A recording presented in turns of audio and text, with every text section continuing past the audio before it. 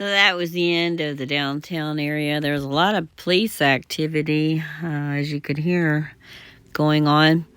I thought I'd show you more of the residential in this point. In this area, I was going probably west, and I was actually leaving town, but not in the way that I came in. I drove about 2 or 3 miles. Right in the front of the video, looks like it's in the middle of the road. That's a hospital.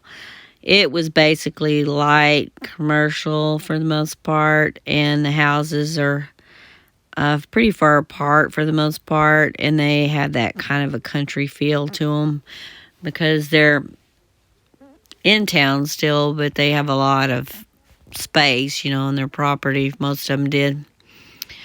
So I just was driving around, and I went about 2 miles, turned around, and came back the other way. And when I was doing that, I was coming back closer to the downtown area. As you can see, the greens, they're greens. The very large greens called trees are very green, and probably is due to the natural springs under the city. I referenced earlier Sulphur Springs, and I wasn't sure exactly why they call it that, but there were springs of water that apparently had quite a bit of sulfur in it, or a sulfur look. I don't know which, and they were covered over eventually because they were not conducive to the growing city, so they were covered over. But apparently there is a table of water under there, and sulfur must not be something that trees don't like. So because these trees are really green, especially considering that we've had a really terrible drought this year. The grass is showing signs of suffering, but the trees look fine. And in some places we've lost trees. Personally, I've lost 3 or 4 trees in the last 6 months, big oaks, and I think it's due to the drought. So, anyway, it's just a lovely little drive. I'm back in the sun again, so you're going to see some of that sun coming through the window. Wish I could learn a video where I didn't have any of that sun like that. I guess you have to drive to the back of you or something to avoid that, but I haven't learned how to do that yet.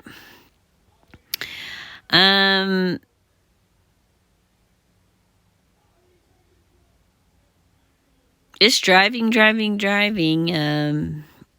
We'll be getting back into the city pretty quickly, and back closer to the downtown area. Here we go. This is more of the downtown area, where the residential, of course, but it's closer to the downtown area. And this street here, Davis and Houston, seem to be kind of probably kind of historical type streets. They had really big houses down there. Most of them were pretty vintage too.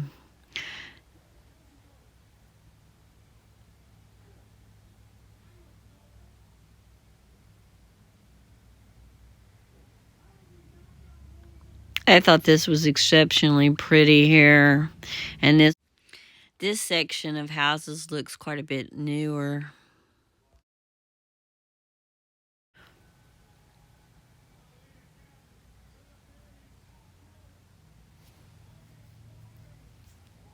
Some of the houses were big and nice and new, and some of them had been there quite a while.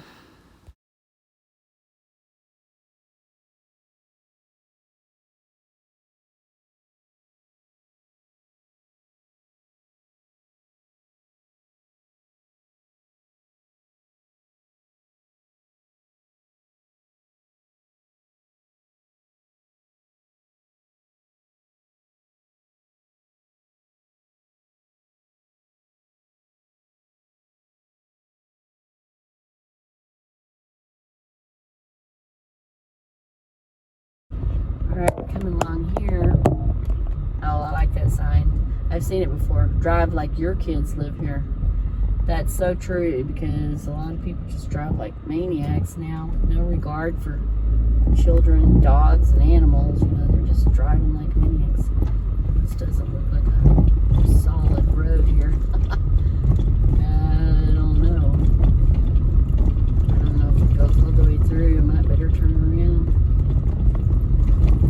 It's paved, but there's not much left of the paving. It needs some help. Well, that's a pretty house, and it's new. They bought that lot and made a big old newish house on it.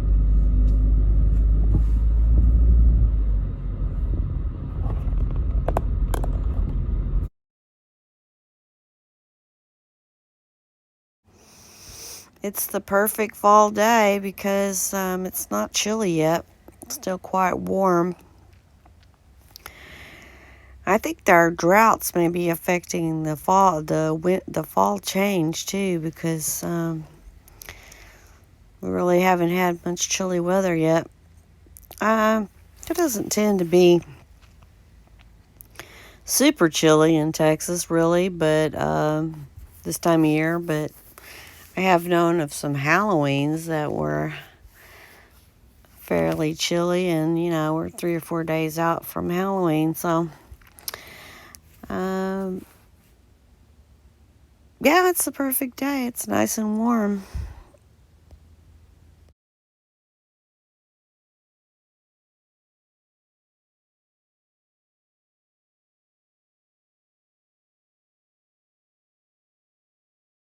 As I've said earlier, this is really a cute, homey town.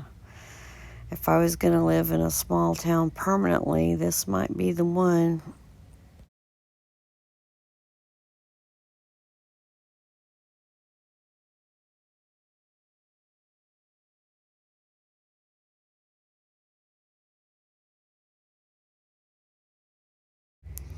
Here's a big old house. It's really neat.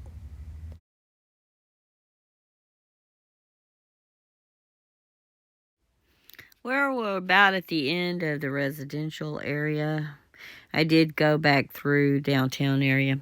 This is the Dairy Museum parking lot, and across the street there's the Civic Center, and I do think that the park alongside of it may be that Heritage park that I mentioned in my first video about points of interest.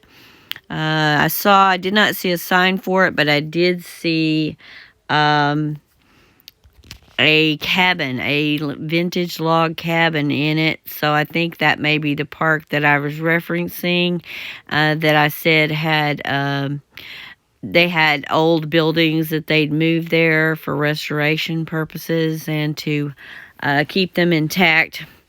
So this is the Dairy Museum. That was the front of it. Here's some of the workers' vehicles. Those are the cows out front. Those cows are pretty tall. They're probably, I don't know, 20 foot tall. They're pretty neat.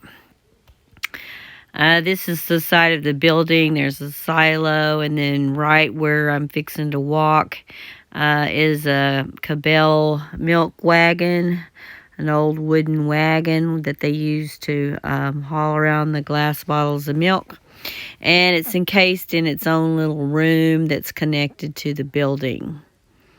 So it's pretty neat. Cabell's is out of business probably since the, I don't know, 70s, 80s or so. I did read what it said, but I've forgotten what it said. And I'm familiar with the name because I'm old enough to remember them, and most older people would probably remember this brand of milk.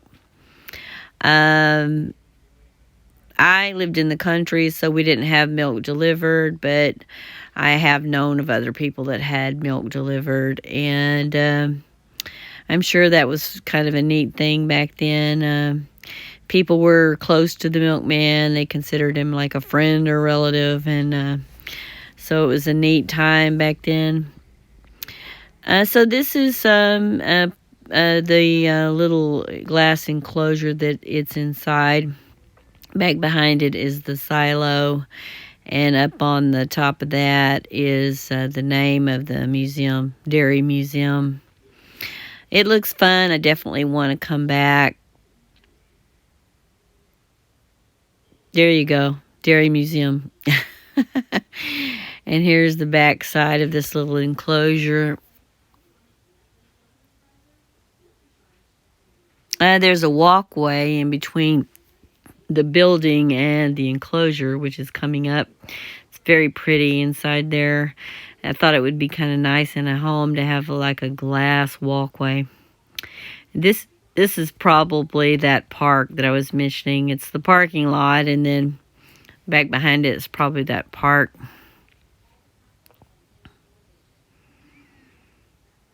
Close-up of the workers' vehicles.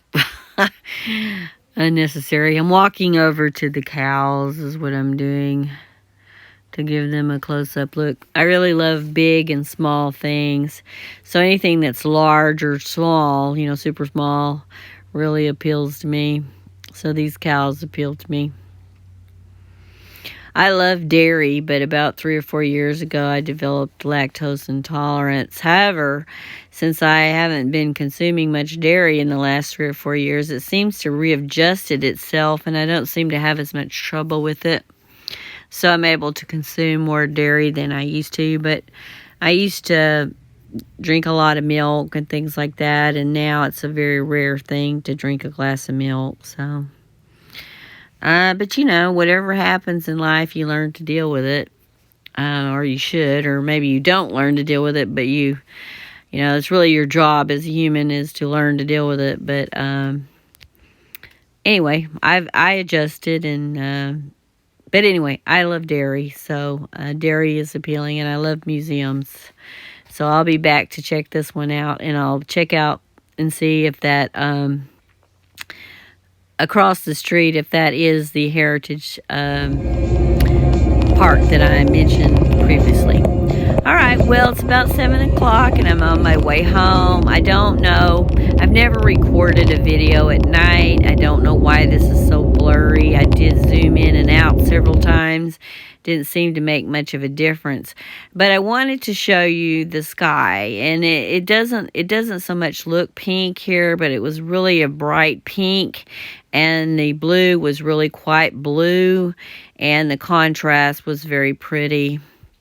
I had a really fun visit in Sulphur Springs, and I love day trips. I like long trips, day trips, trips anywhere. I really love to travel, so I had a good time, and I needed the distraction, so it was great, and I'd like to go back again and check out a few different things, and I'll do another video if I do go to the Dairy Museum and some of those other points of interest that I mentioned. Well, I hope you enjoyed my video. Thanks for watching, and I'll post another one just as soon as I can.